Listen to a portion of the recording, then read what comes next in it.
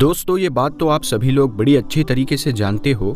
कि आबादी के हिसाब से हमारी दुनिया का सबसे दूसरा बड़ा रिलीजन इस्लाम है, जो अब दो ग्रुप में डिवाइड है। पहले ग्रुप को सुन्नी कहा जाता है, जबकि दूसरे ग्रुप को शिया के नाम से जाना जाता है। ये दोनों ही ग्रुप आपस में ज़ाहिरी तौर पर काफ़ी अलग है, क्योंकि इन दोनों में ना सिर्फ कल्चर अलग है, बल्कि साथ ही साथ इबादत करने का तरीका भी काफ़ी अलग है। इंटरेस्टिंग बात यह है कि बहुत सारी चीज़ों में अंतर होने के साथ साथ इन दोनों ही ग्रुप के पॉलिटिकल सिस्टम में भी काफ़ी फ़र्क है। क्योंकि अगर आप लोगों ने इतिहास पढ़ा होगा तो आपको पता होगा कि पैगंबर हज़रत मोहम्मद सल्लल्लाहु ताला अलैहि वसल्लम की वफ़ात के बाद जहां एक तरफ मुसलमानों के एक बड़े ग्रुप में खिलाफत के सिस्टम पर यकीन रखा गया था और खलीफा को चुना था, तो वहीं दूसरी तरफ कुछ लोग ऐसे भी थे जिन्होंने खिलाफत के सिस्टम से सहमति जताते हुए इमामत के सिस्टम को चुन लिया था और आगे जाकर यही लोग शिया कहलाए थे। सुन्नी मुसलमानों की खिलाफत के बारे में तो आप लोगों ने पहले भी कई बार पढ़ा होगा। एक ऐसी खिलाफत कि जिसको खिलाफत राशिदा के नाम से जाना जाता है और जो इस दुनिया में 30 साल तक कायम रही थी। इन 30 सालों में एक एक करके खिलाफत की गद्दी पर 5 खलीफा बैठे थे, जिनमें सबसे पहले खलीफा का नाम हज़रत अबू बकर सिद्दीक था, दूसरे खलीफा का नाम हज़रत उमर, तीसरे खलीफा का नाम हज़रत उस्मान, जबकि चौथे खलीफा का नाम हज़रत अली शेर खुदा था। और बात कर ले 5वें खलीफा की, तो वो थे हज़रत अली के बेटे यानी कि हज़रत इमाम हसन, जो सिर्फ 6 महीने ही खिलाफत की गद्दी पर बैठे थे। 30 साल कंप्लीट होने के बाद ये खिलाफत ख़त्म हो गई थी और उसके बाद फिर मुस्लिम दुनिया में भी सल्तनतों का दौर शुरू हो गया था। मगर अब जहाँ तक सवाल उन लोगों का है कि जिन्होंने खिलाफत की बजाय इमामत के सिस्टम को चुना था और जो आज के दौर में शिया के नाम से जाने जाते हैं, और उनके टोटल 12 इमाम हैं। क्योंकि वक्त के साथ साथ जैसे जैसे एक इमाम की वफ़ात हो जाती थी, तो उस इमाम की वफ़ात के बाद एक और नया इमाम चुना जाता था। अगर आप लोग शिया ग्रुप की किताबों को खोल कर देखेंगे तो आपको पता चलेगा कि शिया ग्रुप पूरी तरह से इन्हीं 12 इमामों पर डिपेंड है। यानी हज़रत मोहम्मद सल्लल्लाहु ताला अलैहि वसल्लम के बाद उनके ग्रुप में सब कुछ इन 12 इमामों को ही माना जाता है। हालांकि आपको ये भी बता दे कि भले ही इन 12 इमामों के सारे ही इमाम सुन्नी मुसलमानों में पॉलिटिकली कोई इन्फ्लुएंस ना रखते हो, मगर जहाँ तक सवाल मानने का है तो सुन्नी मुसलमानों में भी इनको भरपूर तरीके से माना जाता है। ना सिर्फ माना जाता है, बल्कि उनकी किताबों में बड़ी ताज़ीम और अदब के साथ इनको याद किया जाता है। और तो और सुन्नी मुसलमानों के कई बड़े बड़े स्कॉलर्स और कई बड़े बड़े इमाम इन 12 इमामों में से कई लोगों के स्टूडेंट्स रह चुके हैं, यानी उनके शागिर्द रहे हैं। फ़िलहाल अब अगर मुद्दे पर आए तो आपको बता दें कि इन 12 इमामों की लिस्ट में पहले नंबर पर नाम आता है हज़रत अली शेर खुदा का, जो दामाद पैगंबर है। दोस्तों, दुनिया में पाए जाने वाले लगभग सभी शिया फ़िरक़ों के मुताबिक हज़रत अली ही उनके पहले इमाम हैं और साथ ही साथ हज़रत मोहम्मद सल्लल्लाहु ताला अलैहि वसल्लम के असली वारिस और जानशीन हैं। हालांकि आपकी नॉलेज के लिए बता दें कि ये वही हज़रत अली है कि जिनको सुन्नी मुसलमान भी अपने चौथे खलीफा के तौर पर याद करते हैं। साथ ही साथ बात करें अगर इनकी शहादत के बारे में, तो इब्ने मुलजिम नाम के एक इंसान ने इनको कूफा में एक दिन धोखे से एक जहर लगी हुई तलवार की मदद से शहीद कर दिया था। इनकी कब्र को लेकर भी हमेशा से ही इतिहासकारों के बीच अलग अलग राय मिलती है और अभी तक कोई भी ये बात क्लियरली नहीं बता पाया है कि आखिर इनकी कब्र मौजूद कहाँ पर है। मगर फिर भी वो जगह कि जिस पर ज़्यादातर एक्सपर्ट्स एग्री करते हैं वो दरअसल इराक का शहर नजफ़ है। अब बात कर ले दूसरे इमाम के बारे में, तो वो है हज़रत इमाम हसन रदी अल्लाह ताला अन्हु। ये दरअसल हज़रत इमाम अली शेर खुदा के सबसे बड़े बेटे थे और इसके अलावा हज़रत मोहम्मद सल्लल्लाहु ताला अलैहि वसल्लम के सबसे बड़े नवासे भी थे। वैसे तो मैंने आपको पहले ही बताया कि ये सुन्नी मुसलमानों के 5वें खलीफा भी माने जाते हैं, क्योंकि अपने वालिद की वफ़ात के बाद ये लोगों की राय पर ही खिलाफत की गद्दी पर लगभग 6 से 7 महीने बैठे थे, क्योंकि उसके बाद इन्होंने खुद ही खिलाफत की गद्दी से हटने का फैसला कर लिया था اور ایک کانٹریکٹ کے بعد اپنی پوری خلافت یعنی کہ یہ پوری سلطنت حضرت امیر معاویہ کے سپرد کر دی تھی۔ بات کر لے اگر ان کی وفات کے بارے میں تو اتہاس کاروں کے مطابق ان کو زہر دیا تھا۔ ان کی قبر آج کے دور میں مدینہ کے مشہور قبرستان جنت البقیع میں موجود ہے۔ اس لسٹ میں تیسرے نمبر پر نام آتا ہے حضرت امام حسین کا۔ یہ بھی نہ صرف حضرت علی کے بیٹے اور حضرت محمد صلی اللہ تعالی علیہ وسلم کے نواسے تھے بلکہ ساتھ ہی ساتھ حضرت امام حسن کے چھوٹے بھائی تھے، جن کو یزید پلید کی حکومت کے خلاف کھڑے ہونے کی وجہ سے ان کو ان کے کئی ساتھیوں کے ساتھ کربلا کے میدان میں شہید کر دیا گیا تھا۔ اور یہ کربلا میں حضرت امام حسین کی شہادت کا واقعہ اتنا زیادہ خطرناک اور اتنا زیادہ دردناک تھا کہ جس نے پورے مسلم دنیا کو ہمیشہ کے لیے بدل کر رکھ دیا تھا۔ ان کی قبر عراق دیش کے مشہور شہر کربلا میں موجود ہے۔ اماموں کی اس لسٹ میں چوتھے نمبر پر نام آتا ہے حضرت امام زین العابدین کا۔ یہ دراصل حضرت امام حسین کے ہی صاحبزادے تھے اور یہ کربلا کے میدان میں بھی موجود تھے، مگر کیونکہ یہ اس وقت حد سے زیادہ بیمار تھے اسی وجہ سے اس جنگ میں شامل نہ ہو سکے، اور جس کی وجہ سے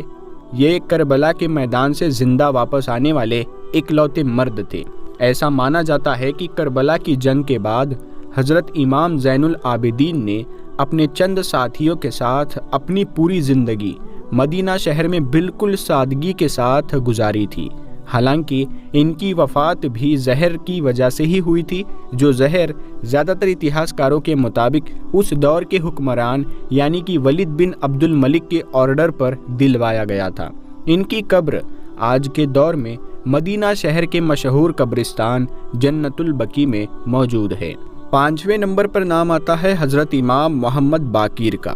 یہ دراصل امام زین العابدین کے بیٹے تھے اور اس حساب سے حضرت امام حسین کے پوتے تھے۔ جس وقت کربلا کی جنگ لڑی جا رہی تھی اس وقت ان کی عمر صرف 3 سال تھی۔ سنی اور شیعہ دونوں ہی گروپ اس بات پر ایگری کرتے ہیں کہ حضرت امام محمد باقر اپنے دور کے بہت بڑے عالم ہوا کرتے تھے۔ شیعہ لوگوں کے مطابق حضرت امام محمد باقر کو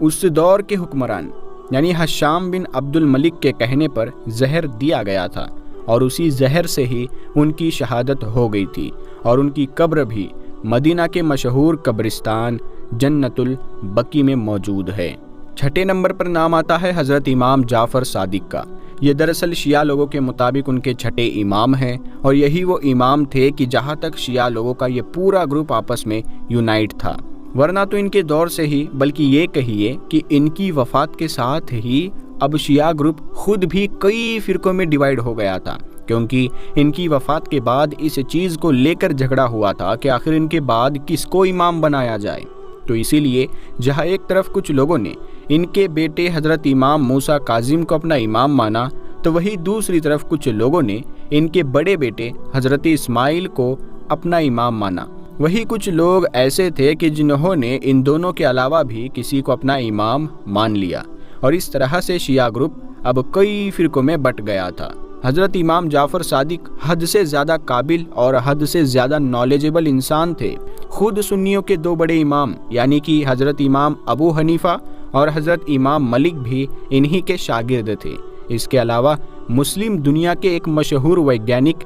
جن کا نام جابر بن حیان تھا، وہ بھی دراصل انہی کے شاگرد تھے۔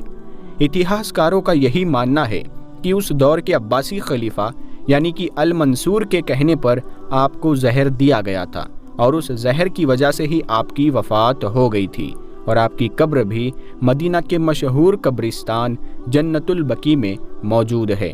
اماموں کی لسٹ میں 7ویں نمبر پر نام آتا ہے حضرت امام موسیٰ الکاظم کا۔ جیسا کہ میں نے آپ کو پہلے ہی بتایا کہ حضرت امام جعفر صادق کی وفات کے ساتھ ہی شیعہ گروپ بھی آپسی فرقوں میں ڈیوائیڈ ہو گیا تھا، تو لہٰذا کچھ لوگوں نے حضرت امام موسیٰ کاظم کو اپنا امام مانا تھا، جبکہ کچھ لوگ ایسے بھی تھے کہ جنہوں نے کسی اور کو اپنا امام مانا تھا، اور یہی وجہ تھی کہ حضرت امام موسیٰ کاظم کے دور میں ہی شیعہ گروپ میں سے کئی نئے فرقے بن گئے تھے، جن میں وہ بوہرا کمیونٹی بھی تھی کہ جس کو آج کے دور میں ہم لوگ بوہرا مسلم کے نام سے جانتے ہیں۔ ایسا مانا جاتا ہے کہ حضرت امام موسیٰ کاظم کو عباسی سلطنت کے ایک مشہور خلیفہ یعنی ہارون الرشید نے ایک لمبے وقت تک قید کیا تھا اور اسی قید کی وجہ سے آپ کی وفات ہو گئی تھی۔ آپ کا مزار مبارک آج کے دور میں عراق کے ایک قصبے میں موجود ہے۔ اماموں کی اس لسٹ میں 8ویں نمبر پر نام آتا ہے حضرت امام علی رضا کا۔ آپ کو بتا دیں کہ یہ بھی دراصل اپنے دور کے بہت بڑے عالم مانے جاتے تھے۔ ان کے دور میں جو سلطنت عباسیہ کا حکمران ہوا کرتا تھا یعنی کہ مامون الرشید، اس نے لوگوں کے دلوں میں جگہ بنانے کے لیے اور شہرت بنانے کے لیے حضرت امام علی رضا کو اپنا ولی عہد بنا لیا تھا۔ مگر جب دھیرے دھیرے اس نے دیکھا کہ ان کی شہرت اس سے بھی زیادہ بڑھتی جا رہی تھی اور خود اس کی شہرت ان کی وجہ سے اب کم ہوتی جا رہی تھی، تو اس نے خاموشی کے ساتھ چپکے سے ہی زہر دے کر ان کو شہید کروا دیا۔ حضرت امام علی رضا کی قبر آج کے دور میں ایران دیش کے ایک شہر مشہد میں موجود ہے۔ اس لسٹ میں اگلا نام آتا ہے امام محمد تقی کا۔ یہ دراصل شیعہ گروپ کے مطابق ان کے 9ویں امام ہیں۔ ان کا نکاح عباسی خلیفہ مامون الرشید کی بیٹی ام الفضل کے ساتھ اس وقت کر دیا گیا تھا کہ جب ان کے والد یعنی کہ امام علی رضا کو عباسی خلیفہ نے اپنا ولی عہد بنایا تھا، مگر جب بعد میں ان کے والد کو خلیفہ کے اشاروں پر زہر دے کر شہید کر دیا گیا تو یہ اپنی پوری فیملی کے ساتھ مدینہ شہر واپس آ گئے تھے اور پھر مدینہ میں آ کر ایک سادہ زندگی گزارنے لگے تھے۔ امام محمد تقی کے بارے میں یہ مانا جاتا ہے کہ اپنے باپ داداؤں کی طرح یہ بھی ایک فقیری والی زندگی گزارنا پسند کیا کرتے تھے، مگر جو ان کی بیوی تھی یعنی ام الفضل، جو ایک شاہی خاندان میں پیدا ہوئی تھی اور بادشاہ کی بیٹی ہونے کی وجہ سے بڑے ہی ناز و نخروں کے ساتھ پالی گئی تھی، وہ دراصل اس چیز کو برداشت نہ کر پائی۔ اتہاس کار بتاتے ہیں کہ امام محمد تقی کی بیوی یعنی کہ ام الفضل نے کئی بار خط کے ذریعے سے اپنے والد کو یہ خبر دی تھی کہ اس کے حالات زیادہ اچھے نہیں ہیں اور وہ اس غریبی کو بالکل بھی پسند نہیں کر رہی اور وہ ایسے حالات میں نہیں رہنا چاہتی ہے، مگر اس کے والد یعنی کہ مامون الرشید نے اس بات پر ذرہ برابر بھی دھیان نہ دیا اور کسی بھی خط کا کوئی رسپانس نہیں دیا۔ مگر اس بادشاہ کے بعد اس سلطنت کی گدی پر جو المعتصل نام کا انسان بیٹھا تھا، اس نے اس چیز کا بھرپور فائدہ اٹھایا اور حضرت امام محمد تقی کو ان کی بیوی ام الفضل کے ذریعے سے ہی زہر دلوا کر ان کو شہید کروا دیا تھا۔ اس لسٹ میں اگلا نام ہے حضرت امام علی نقی کا۔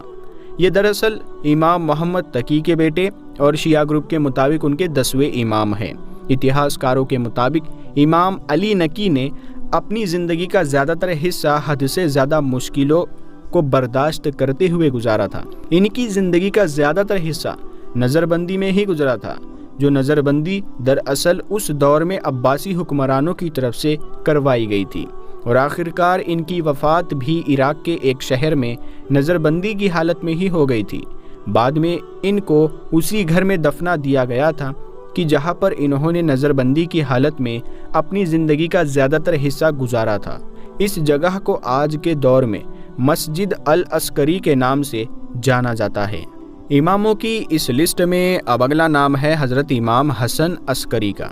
یہ دراصل شیعہ گروپ کے مطابق ان کے 11ویں امام ہیں اور ساتھ ہی ساتھ یہ ان سے پہلے یعنی کہ جو 10ویں امام ہوا کرتے تھے علی نقی، ان کے بیٹے بھی ہیں۔ جب حضرت امام علی نقی کی وفات ہو گئی تھی یعنی زہر کے ذریعے سے ان کو شہید کر دیا گیا تھا، تو ان کے بعد اب ان کے بیٹے پر بھی حد سے زیادہ پابندیاں لگانا شروع کر دی گئی تھی۔ شیعہ گروپ کے مطابق ان کے 11ویں امام یعنی کہ حضرت امام حسن عسکری نے بھی اپنی زندگی کا زیادہ تر حصہ بالکل اپنے والد علی نقی کی طرح ہی قید میں گزارا تھا، یعنی کہ نظر بندی میں، اور یہ نظر بندی اس دور کے عباسی حکومت کی طرف سے لگائی گئی تھی اور اس کی وجہ یہ بتائی جاتی ہے کیونکہ ان کے فالوورز کی تعداد بڑی تیزی کے ساتھ بڑھ رہی تھی اور ساتھ ہی ساتھ ان کی طاقت بھی بڑھ رہی تھی، جو عباسی حکمران کو بہت زیادہ پریشان کیے ہوئے تھی۔ فی الحال دستور کے مطابق شیعہ گروپ کے مطابق ان کو بھی عباسی حکمران کی طرف سے ہی زہر دیا گیا تھا اور اسی زہر کی وجہ سے ان کی شہادت ہوئی تھی۔ بات کر لے اب اگر ان کی قبر کے بارے میں، تو ہم آپ لوگوں کو بتا دیں کہ ان کا مزار بھی اپنے والد کے ساتھ ہی العسکری مسجد میں موجود ہے۔ فی الحال اگر بات کر لے آخری اور 12ویں امام کے بارے میں، تو شیعہ گروپ کے مطابق ان کے 12ویں امام کا نام ہے حضرت امام محمد بن حسن۔ انٹرسٹنگ بات یہ ہے کہ شیعہ لوگ انہی امام محمد بن حسن کو امام مہدی کے نام سے بھی جانتے ہیں۔ وہ اس لیے کیونکہ اس مدعے کو لے کر شیعہ اور سنی گروپ کے بیچ الگ الگ رائے پائی جاتی ہے۔ یہ بات تو آپ سبھی لوگ بڑی اچھی طرح سے جانتے ہی ہوں گے کہ حضرت امام مہدی کا اس دنیا میں آنا قیامت کی نشانیوں میں سے ایک نشانی مانی جاتی ہے، مگر فرق یہ ہے کہ جہاں ایک طرف سنیوں کے مطابق حضرت امام مہدی ہوں گے تو حضور صلی اللہ تعالیٰ علیہ وسلم کی بیٹی حضرت بی بی فاطمہ کی نسل سے ہی، مگر دراصل وہ بھی پیدا نہیں ہوئے ہیں، بلکہ وہ تو قیامت کے قریب ہی پیدا ہوں گے اور پھر حضرت عیسیٰ علیہ السلام کے ساتھ مل کر جنگ کریں گے اور پوری دنیا میں امن قائم کریں گے۔ مگر دوسری طرف جو شیعہ گروپ ہے ان کا یہ ماننا ہے کہ دراصل حضرت امام مہدی حضرت بی بی فاطمہ کی نسل سے تو ہوں گے ہی، ساتھ ہی ساتھ وہ پیدا نہیں ہوں گے، بلکہ وہ تو آلریڈی پیدا ہو چکے ہیں، بلکہ وہ صرف ہماری نظروں سے اوجھل ہے، یعنی اپنی جان کی حفاظت کی خاطر دنیا سے غائب ہو گئے ہیں اور صحیح وقت آنے پر صرف ظاہر ہوں گے اور پھر پوری دنیا سے ناانصافی، ظلم و ستم ختم کر کے امن قائم کریں گے۔ فی الحال دوستو، آج کی اپنی ویڈیو کو ہم یہیں پر ختم کرتے ہیں۔ ویڈیو پسند آنے پر آپ لوگ اس ویڈیو کو لائک کریں، اپنے دوستوں میں شیئر کریں۔ اگر ویڈیو میں کوئی غلطی نظر آتی ہے تو آپ کمنٹ کر کے ہمیں ضرور بتائیں۔ ہم ملتے ہیں آپ کو اگلی ویڈیو میں، تب تک کے لیے السلام علیکم۔